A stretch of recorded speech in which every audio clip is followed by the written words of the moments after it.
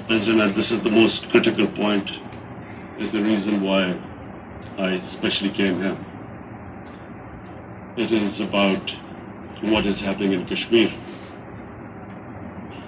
Before I go on this, I want to make one thing clear, that when we came to power, my first priority was that Pakistan would be a country which will try its best to bring peace. We had been through this war on terror. We joined the United States war on terror after 2001. And Pakistan went through one of its worst periods where 70,000 Pakistanis died and over 150 billion was lost to our economy. And Mr. President, I opposed the war because in the 80s, Pakistan had joined the Western countries in what was the freedom struggle then in Afghanistan against the Soviets. And it was funded by the Western countries. These Mujahideen groups, which were treated in guerrilla warfare, were trained by Pakistan Army, funded by the Western countries and especially US, and they waged what was a freedom struggle in Afghanistan. The Soviets called them terrorists. We called them freedom fighters. 1989, the Soviets retreated. The Americans packed up and left. Pakistan was left with these groups. Come 9/11, Pakistan joined the United States in this war on terror. And now our government was supposed to do it. The reason why I opposed joining this war, because here we had indoctrinated them in jihad, meaning freedom struggle against foreign occupation. Now, because we had joined the US, and the US had occupied Afghanistan, now we were supposed to tell them that no, this is not freedom struggle and jihad, it's terrorism. So that's why I tried to tell then government that, stay neutral because you will have leverage over them. You will be able to control them, but if you join them, you become collaborators and they will attack you, which is what happened. They turned against us. We went through a nightmare. 70,000 people killed in a war we had nothing to do with. No Pakistani was involved in 9/11. Taliban were in Afghanistan. Al-Qaeda was in Afghanistan. What had we to do with it? 70,000 Pakistani died. So when we came to power, we decided that we would dismantle what was left of these groups. And this decision was taken not just by us, but by all the political parties in Pakistan.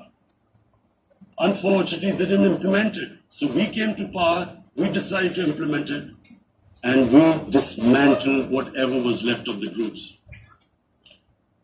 And I know that India keeps accusing us that there are these groups there. I would like the United Nations to send observers, see for themselves what we've done. No Pakistani government would have dared to do this because it would have created strife. But we decided that there would be no militant organizations in Pakistan. So I need to give you this background and to what I'm going to say later on. And secondly, we started building fences. I invited the Afghan president. We developed a relationship with Afghanistan. We had problems with Iran. We mended fences there. And then India. Now let me just give you a little background about my relationship with India. Because of cricket, and cricket being it's a passion in the subcontinent, I had great following in India. I have friends in India. And I love going to India. So immediately, when my party came to power, the first thing it did was to immediately reach out to India. And I spoke to President Modi and I said, look, we have similar problems. Climate change, poverty. Let's get together. Let's resolve our differences through trade. Let's build a relationship on trust. Prime Minister Modi told me that, there were terrorist attacks from Pakistan. I said, we have problems with you. There are terrorist attacks which are instigated by India in Balochistan. We caught a spy, Kulbhushan Yadav, who admitted what the sabotage going on in Karachi and Balochistan. So we said, look, let's leave that behind. Let's move forward. Our main priority should be our people. The highest number of poor people live in the Indian subcontinent. Unfortunately, didn't make any headways. Our foreign minister was supposed to meet on this in the UNGA last year. India cancelled it. We thought that it's their election coming up. It's a nationalist, ultra-nationalist party. It doesn't want to cozy up to Pakistan. So we thought, okay, we'll wait till the elections. Meanwhile, a 20-year-old Kashmiri boy, whose father said was radicalized by the security forces in Kashmir, blew himself up on an Indian convoy. Immediately, India blamed us. I spoke to the Indian public on television. I said, if you give us any iota of proof, we will immediately take action because we clamped down on these groups. Rather than sending us any proofs, they sent their jets in, they bombed us. We retaliated. A jet, 2 of the planes were shot down, 1 pilot bailed out in Pakistan. We immediately returned the pilot, saying that, look, we do not want any escalation. Rather than taking that as a peace gesture, the entire campaign, almost the entire campaign of Mr. Modi in the election was how he had taught Pakistan a lesson that jets had killed 350 terrorists. Complete lie, they had just killed about 10 trees of ours, which was quite painful given that, we are growing all these trees. He then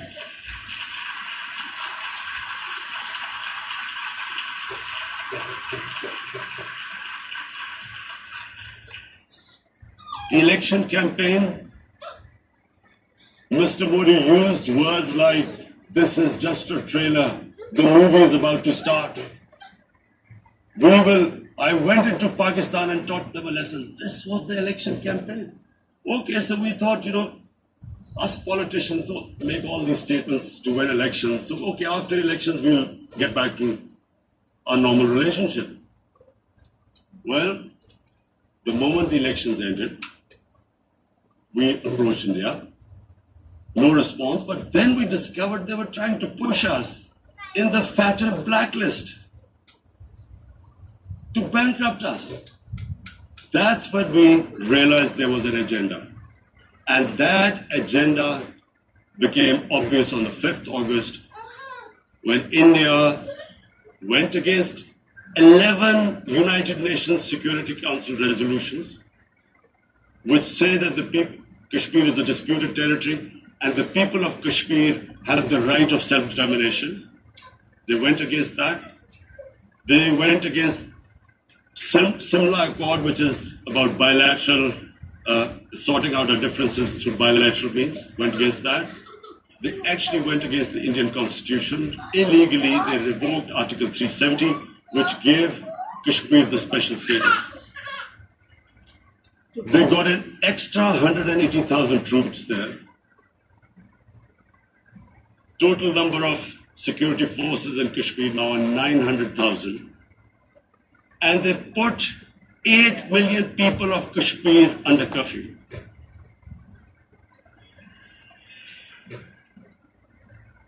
Mr. President,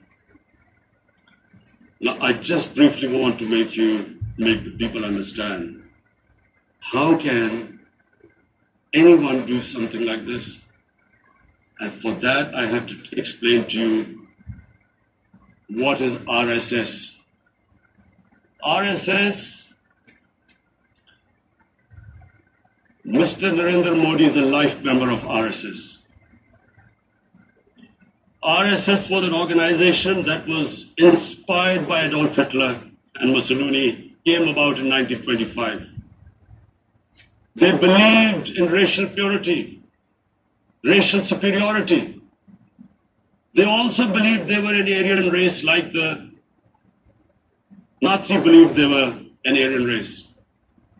All that I'm saying can be verified. This is the time of information revolution. You can Google all this, what I'm saying. But it is very important for me to explain this to you so you know what is happening in India. This RSS believed in the ethnic cleansing of Muslims from India. At one point, there was racial superiority of the Hindu race. Secondly, it was hatred for the Muslims and for the Christians because they believed that this golden age of Hindu civilization was stopped because of Muslim rule centuries back and then the British rule of India. So it was racial superiority and hatred for Muslims and Christians. This is openly stated.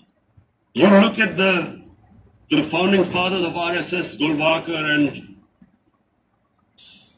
Savarkar. Just Google them and you'll find out.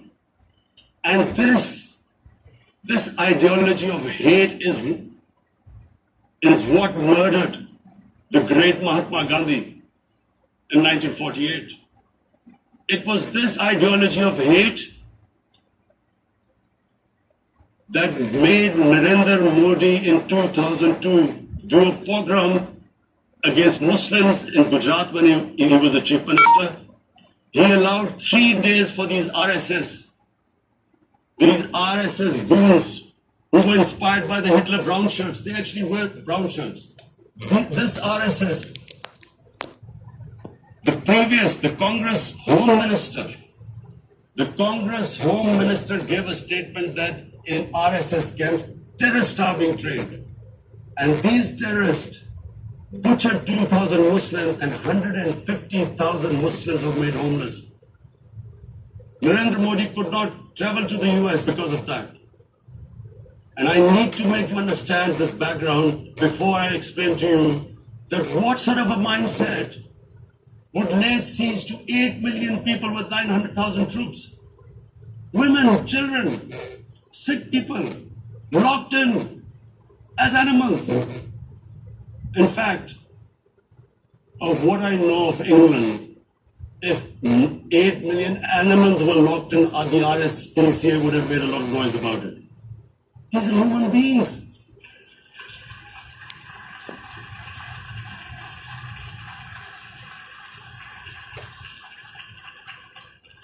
And Mr. President, what comes with racial superiority, these illusions of Aryan superior race, is arrogance. The two go together. And it's arrogance that makes people make mistakes and do stupid things. Cruel things like what Narendra Modi has done. It's sheer arrogance. And it's arrogance that has blinded him from the fact that what is going to happen when the curfew is lifted? Has he thought about it? This hasn't been thought through. What is he going to do when he lifts the curfew? Does he think that people of Kashmir will quietly accept the status quo because India has changed the constitution and taken away the special status? They'll accept that? Mr. President, 100,000 Kashmiris have died in the past 30 years because they were denied the right given by the United Nations, the right for self-determination. 100,000 have died and 11,000 women have been raped. There are 2 human rights United Nations human rights reports on this. The world hasn't done anything because India is a huge market, 1.2 billion people. Sadly, the material prevails over the human. But this has serious consequences. Again, I repeat, that's why I'm here. Look, what is going to happen when the curfew is lifted will be a bloodbath. The people will come out. There are 900,000 troops there. They haven't come to, as Narendra Modi says, he's done this for prosperity of Kashmir. This is supposed to be for the development. These 900,000 troops, what are they going to do when they come out? There'll be a bloodbath. Has he thought it through what happens then?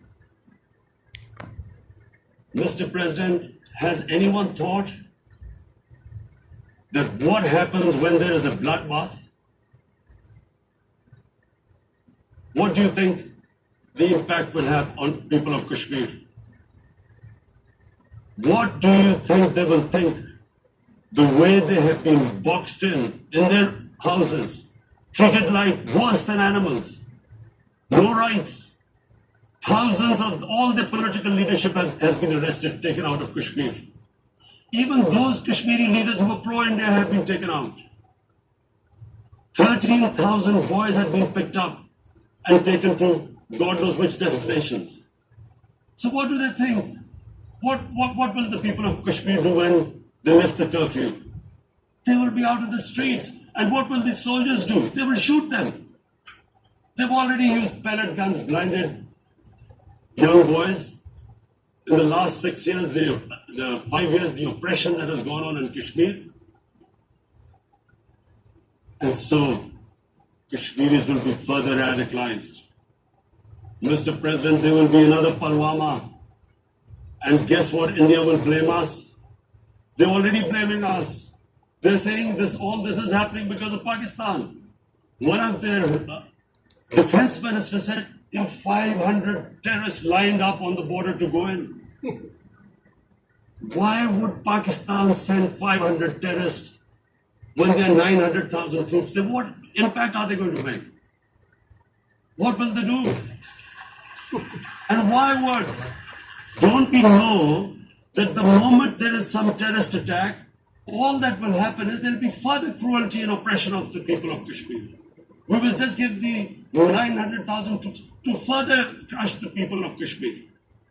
And then we'll give the Indian government an excuse that, look, Pakistan is a terrorist state, and this mantra that has gone on, Islamic terrorism. The moment you use this catchword, Islamic terrorism, the whole world turns away. No one talks about human rights. You can do whatever you want, which is what has happened in Kashmir, because they keep using this word Islamic terrorism. And this is what they're doing right now. What do we benefit from further increasing the cruelty on the people of Kashmir? And why would we want this? But there is no other narrative left for India. As when they lift the curfew, whatever happens, Pakistan will be blamed, and there is always a danger of another Pulwama. They might come and bomb us again, and then another cycle might start. And what does Narendra Modi think? That 180 million Muslims of India are thinking right now. Aren't they watching these Kashmiris stuck inside for 55 days they've been stuck in? Aren't they watching? What do you think? Don't you think that the Muslims will be radicalized in India? And I am talking about 180 million people. And when they get radicalized, there will be some incident in India somewhere down the line. Again, we will be blamed. And I'm warning you right now, again we will be blamed. And Mr. President, what about 1.3 billion Muslims who are watching this? And they know that it is only happening in Kashmir because they're Kashmiri Muslims. This is not happening to Kashmiri Hindus. They know that this is happening because of their religion. So what do you think they will be thinking? What do you think the Jewish community would think if they were, forget 8,000 Jews stuck like this? What do you think Europeans would think? What do we think? I mean, any human community, if their members are stuck like that, what do you think they will think? Are we a children of a lesser God? Is it not going to cause us pain? And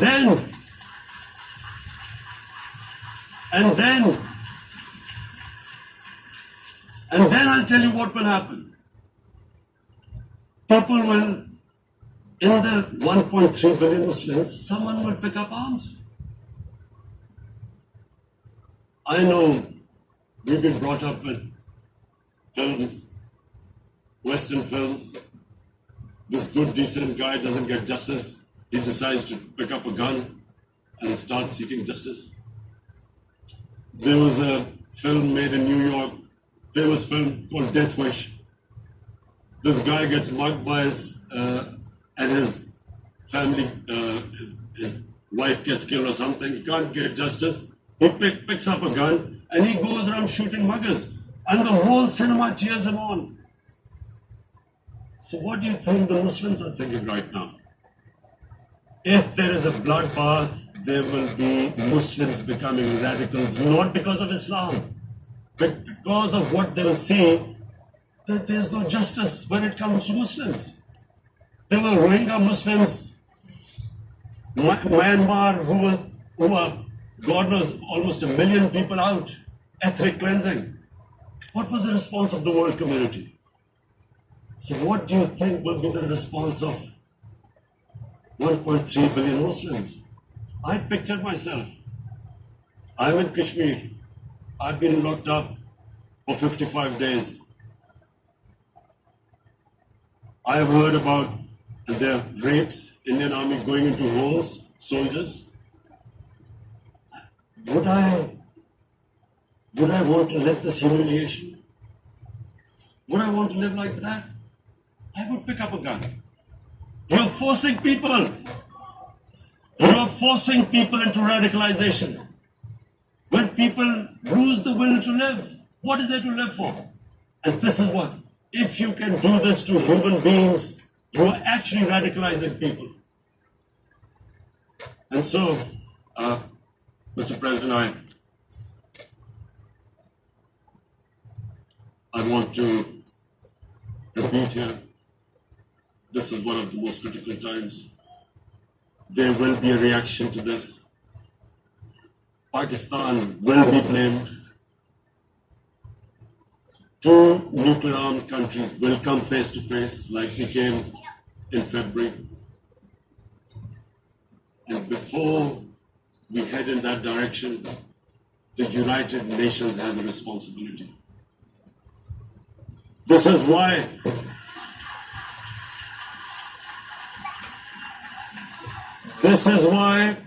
the United Nations came into being in 1945. You were supposed to stop this happening. I feel we are back to 1939. Munich, Czechoslovakia has been taken, annexed. What is the world community going to do? Is it going to appease a market of 1.2 billion, or is it going to stand up for justice and humanity?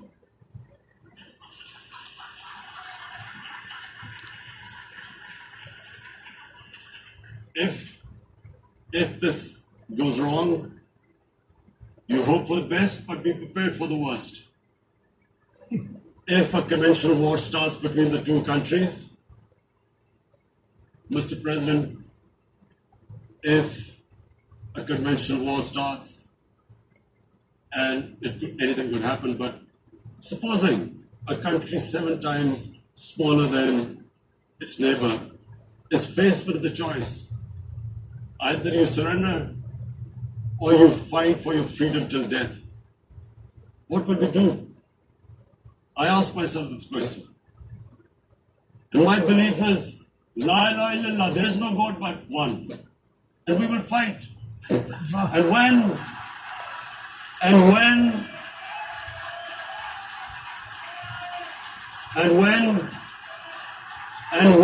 a nuclear armed country fights to the end, it will have consequences far beyond the borders.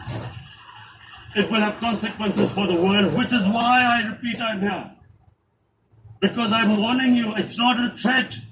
It's a fair worry that where are we headed? And I've come here to tell the UN, you've got to, this is a test for the United Nations. You are the one who guaranteed the people of Kashmir the right of self-determination. They are suffering because of that. And this is the time. This is the time not to appease like in 1939 appeasement took place. This is the time to take action. And number one action must be that India must lift this inhuman curfew, which has lasted for 55 days. It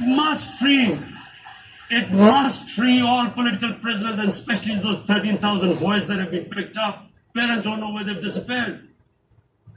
And then the world community must give the people of Kashmir the right of self-determination. Thank you.